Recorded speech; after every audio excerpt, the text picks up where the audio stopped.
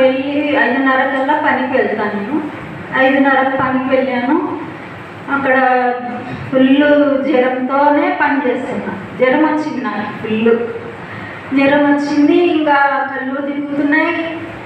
అట్టనే పని చేసి వచ్చి మీ ఇంట్లో పడుకున్నా.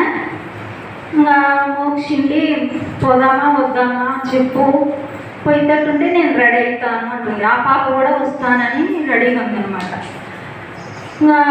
నాకేమో జ్వరము, మళ్ళీ కాళ్ళు చేతులు లాగుతున్నాయి, గుండెల్లో కూడా నొప్పి వస్తుంది. కానీ పోవాలన్నా వద్దా, నాకు ఇట్లా ఉంది అని అనుకుంటున్నాను. కానీ మోక్షేమో నువ్వు చెప్పు, నేను రెడీ అవుతా బాబు, నేను రెడీ అవుతాను అని అంటుంది.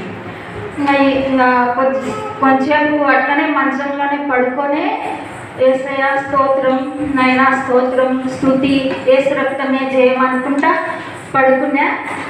ఇంకా జ్వరం తగ్గింది కానీ గుండెలో నొప్పి అయితే తగ్గలేదు. అయినా కూడా ఇంకా మేము రెడీ అయినాం, మోక్షంగా వెళ్దాంలే అంటే రెడీ అయినాం.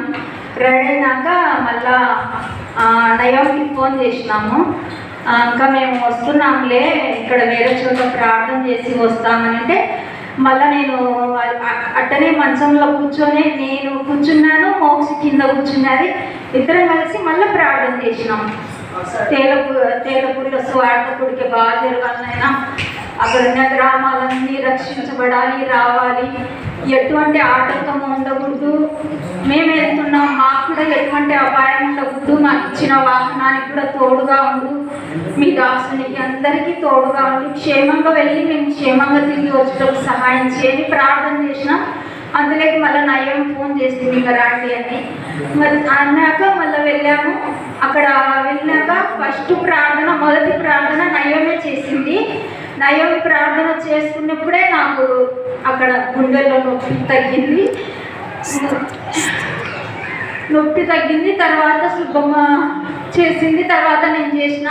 అందుకే అక్కడ ఏం చేసిన అంటే ఎక్కువ ఏసు రక్తమే చేయమని ఎక్కువ అన్నాకనే తర్వాత ప్రార్థన చేసిన. నేను నన్ను దేవుడు స్వస్థపరిచినందుకు, నన్ను తేలపురి గ్రామానికి ఉదారం నడిపించినందుకు దేవునికి స్తోత్రాలు, కృతజ్ఞతాస్తులు. ఈ సాక్ష్యం దేవుడు దీవించుగాక. ఆమేన్.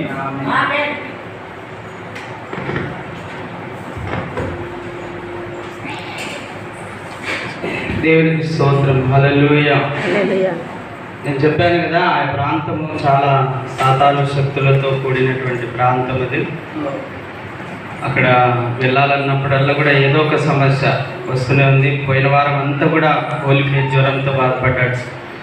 ప్రార్థన చేశాం, దేవుడే అద్భుతం చేశాడు, జ్వరం కూడా తీసేశాడు, ఆశ్చర్యమైన కార్యాలు జరిగించాడు. ఏదేమైనప్పటికీ సేవా పరిచర్య అనేది ఒక పోరాటం, ఆత్మీయ పోరాటం. మనం పోరాడునది ఆకాశ మండలమందు సంచరిస్తున్న దురాత్మల సమూహంతో. వాటిని జయించాలి, వాటిని ఓడించాలి, దేవుని రాజ్యాన్ని కట్టాలి. హల్లెలూయా. యేసే నామమునకే మహిమ కలుగును గాక. అంటే మీరు కూడా, మీ అందరి ప్రార్థన కూడా అవసరం. అందరూ ప్రార్థించండి. తేలపురి గ్రామంలో కూడా 10,000 మంది ఆరాధించే సంఘం అక్కడ కట్టబడాలి. ఈ యొక్క నంద్యాల నందమూర్ నగర్లో కూడా 10,000 మంది ఆరాధించే సంఘం కట్టబడాలని ప్రతిరోజు మీ యొక్క ప్రార్థనా కూడికలో, మీ వ్యక్తిగత ప్రార్థనలో జ్ఞాపకం చేసుకోండి. దేవునికి అసాధ్యమైనది ఏది లేదని నేను నమ్ముతున్నాను. మీరు కూడా నమ్మండి. మీ జీవితంలో అనేకమైన అద్భుతాలు మీరు చూస్తారు. ప్రార్థన చేసుకుందాం.